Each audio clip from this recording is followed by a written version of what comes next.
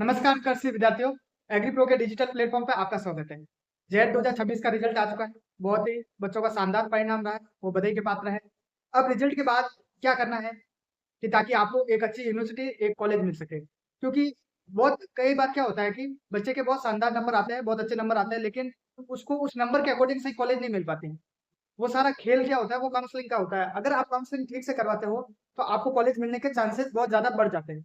तो अपन बात करेंगे काउंसलिंग को लेके, काउंसलिंग फीस को लेके। लास्ट तक बने रहिएगा। और यूनिवर्सिटी कहाँ तक मिल सकती है, गवर्नमेंट सीट कितनी है, प्राइवेट सीट कितनी है, और कौन सी रैंक को कौन सी कॉलेज मिल सकती है, तो उसके ऊपर अपन पूरा वीडियो रहेगा। तो लास्ट तक बने रहिएगा।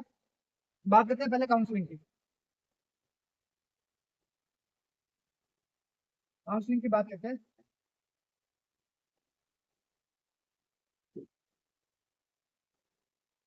काउंसलिंग काउंसलिंग की बात करें तो काउंसलिंग जो है अभी डेट आई नहीं है। जैसी काउंसलिंग की डेट आती है तो मैं स्टेप से स्टेप बता दूंगा कि काउंसलिंग कैसे करनी है। लेकिन उससे पहले कुछ चीजें आप जान लो। काउंसलिंग जो होगी वो दो प्रकार से होती है। कॉलेज तो पूरी की पूरी लिस्ट लगती है, उसके अंदर गवर्नमेंट कॉलेज भी लगती है और प्राइवेट कॉलेज भी लगती है। लेकिन इसके अंदर एक होती है नॉर्मल सीट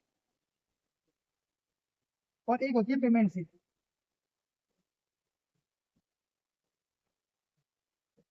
इसको लेके काफी चर्चा रहती है। नॉर्मल और पेमेंट सीट में बता दूं। नॉर्मल सीट में मान लो किसी कॉलेज की फीस 10,000 रुपए है, या 10-15 हजार मान लो, या 10,000 मान लो, 10 से 15 हजार है। तो पेमेंट सीट में क्या होगा, उस बच्चे को इस 10-12 हजार के साथ ही 20 हजार या 25 हजार के आसपास, या तो 20, अलग अलग कॉलेज के ऊपर अलग अलग डिपेंड करती है, 20 हजार से 25 हजार एक्स्ट्रा देने होते हैं। वो होती है पेमेंट सीट। बाकी कॉलेज सेम होती है, कक्षा सेम ही रहती है। नंबर की बात करें नॉर्मल सीट और पेमेंट सीट की, तो ज्यादा डिफरेंस नहीं रहता है। अगर नॉर्मल किसी कॉलेज में नॉर्मल सीट के लिए 300 नंबर की कट ऑफ है, तो पेमेंट सीट हो सकता है 290 के आसपास। 290 की कट ऑफ है पेमेंट। तो ज्यादा कुछ डिफरेंट नहीं होता, बस थोड़े से 10-12 नंबर का फर्क रहता है। लेकिन इसमें फीस का बहुत ज्यादा इफेक्ट रहता है।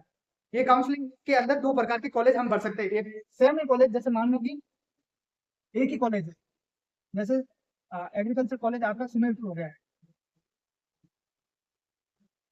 उसके अंदर आप नॉर्मल सीट भी लगा सकते हो और पेमेंट सीट के लिए भी अप्लाई कर सकते हो। ये काउंसलिंग के अंदर ही होता है।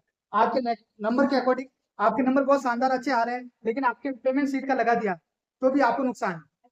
तो इसलिए काउंसलिंग कर रहा है, तो आप सोच समझ के पूरी जानकारी लेके काउंसलिंग कर रहा है। काउंसलिंग के लिए जब भी काउंसलिंग की डेट आएगी, तो मैं वापस इसके ऊपर पूरी डिटेल के साथ वीडियो बनाने वाला हूँ, जिसमें आपको स्टेप से स्टेप बता दूंगा और कितने नंबर के लिए कितनी काउंसलिंग, कौन सी कॉलेज बननी है, नहीं बननी है, पूरा नहीं बननी है, नॉर्मल लगानी है, पेमेंट लगानी है। ठीक है। उसके बाद में बात करें काउंसलिंग की फीस की बात करें। फीस की बात करें तो 5,000 रुपये काउंसलिंग फीस है। इन 5,000 का क्या होता है मैं बताऊँ। जब काउंसलिंग करवाता है तो आपको 5,000 रुपये ऑनलाइन करवाने होते हैं, जमा करवाने होते हैं। इस ऑनलाइन पैसे जमा करवाते हैं वक्त दो चीजों का ध्यान रखना होता है आपको। एक तो ये अपने ही खाते से कटवाने होते हैं, अपने खाते से रिपोर्ट करनी होती है, सेल्फ या फैमिली के किसी के अकाउंट से ये पैसे आपको जमा करवाना है। उसका एक विशेष कारण है फैमिली के करवाने का। अगर मान लो किसी के कम नंबर है और कॉलेज नहीं मिलती है ना, तो ये 5,000 आपके वापस रिफंड होते हैं। तो उसके लिए है ये। बाकी अगर ई मित्र से आप ये चार्ज कटवाते हैं, तो वापस अगर किसी के कॉलेज नहीं मिलती है काउंसलिंग के दौरान, तो वो वापस जमा होता है। तो फिर जिस खाते से डेबिट हुआ है उसी खाते में वापस क्रेडिट होता है। ठीक है, तो ये होगी आपके फीस को लेके। जिन बच्चों को अगर कॉलेज मिल जाती है, जिन बच्चों को कॉलेज मिल जाती है काउंसलिंग के दौरान, तो ये 5,000 आपकी कॉलेज फीस के अंदर ऐड हो जाते हैं। जो आपकी कॉलेज की जो फीस होती है, मान लो 15,000 फीस है, तो 5,000 डायरेक्ट आपकी कॉलेज की फीस के अंदर जमा हो जाएंगे। आपको 10,000 और अलग से देने होंगे फर्स्ट सेमेस्टर के अंदर। ये हुई फीस की बात। अभी बात करें सीट की। सीट की बात करूँ तो जेड की गवर्नमेंट सीट की बात करें, गवर्नमेंट कॉलेज की बात करें या गवर्नमेंट यूनिवर्सिटी की बात करें, तो उसके अंदर लगभग 5,000 के आसपास, 5,000 के आसपास आपकी गवर्नमेंट सीट है। 5,000 के आसपास आपकी गवर्नमेंट कॉलेज की सीट है। जेड की बात करें तो लगभग 30 से 32 हजार लोगों ने एग्जाम दिया है जेड का, और उसमें से 5,000 आपकी गवर्नमेंट सीट है। टोटल सीट मिला ले अगर प्राइवेट वगैरह कॉलेज करके, तो 12,000 के आसपास सीट है आपके। सारी प्राइवेट कॉलेजों को मिला देते। अब है कि कौन सी रैंक को कितना तक मिल सकता है, कॉलेज की बात करें।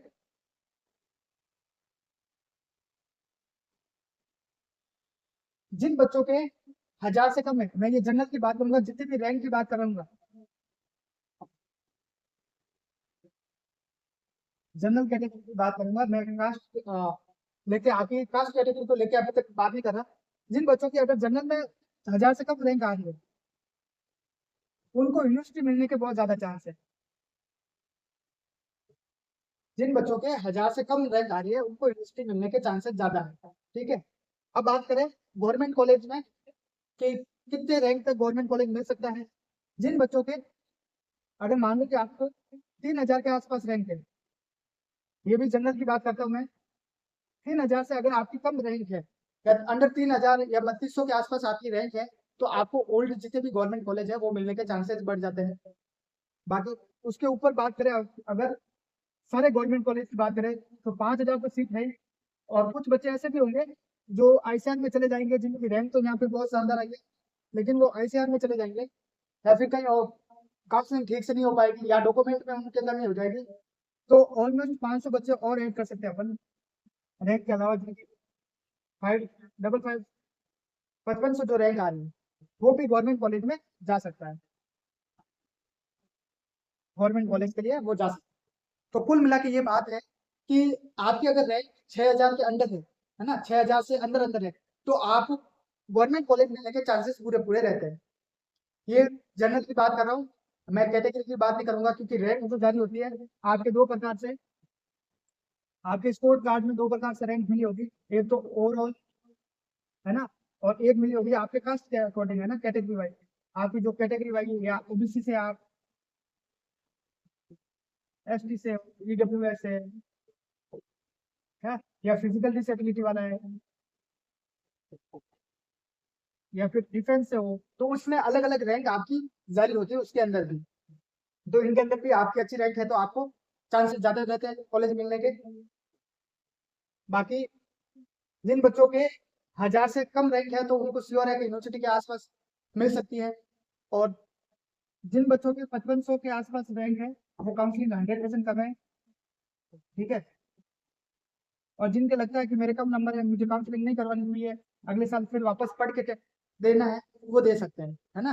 किसी को चॉइस होती है कि मुझे यूनिवर्सिटी चाहिए या फिर मुझे ये वाली कॉलेज चाहिए, उसके लिए आपको जो रैंक या जो नंबर चाहिए, लास्ट ईयर के कट ऑफ के अकॉर्डिंग चेक कर सकते हैं आप। लास्ट ईयर से जो कट ऑफ गई थी, उससे हो सकता है 2-4 नंबर ज्यादा जाए, बाकी ज्यादा कोई कट ऑफ पे फर्क पड़ने वाला है नहीं। अब रही काउंसलिंग की बात, तो जैसे काउंसलिंग की जो डेट आएगी, तो आपको एग्री की ओर से पूरे का पूरा आपको मिल जाएगा, कौन सी गवर्नमेंट कॉलेज है, कौन सी न्यू कॉलेज बनी हुई है, कौन सी पुरानी है। ठीक है। तो जैसे काउंसलिंग की डेट आएगी, आपको यहाँ से पूरी जानकारी मिल जाएगी, आपको कॉलेज कॉलेज की लिस्ट मिल जाएगी, कौन सी कॉलेज और कौन सी कॉलेज किस यूनिवर्सिटी के अंडर आती है। ठीक है। और लास्ट तक बने रहने के लिए धन्यवाद आप सभी का।